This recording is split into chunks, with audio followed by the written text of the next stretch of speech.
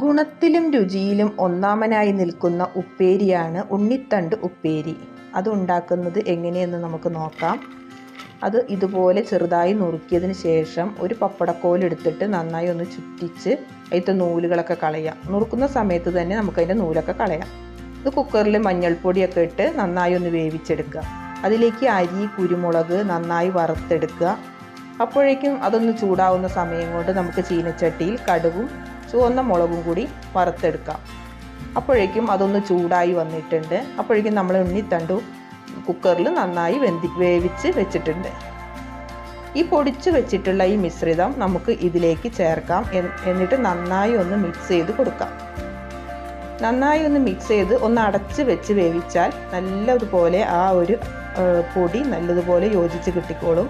നല്ല അടിപൊളി ഉപ്പേരി ഇവിടെ റെഡിയാണ്. നല്ല ടേസ്റ്റുമാണ്.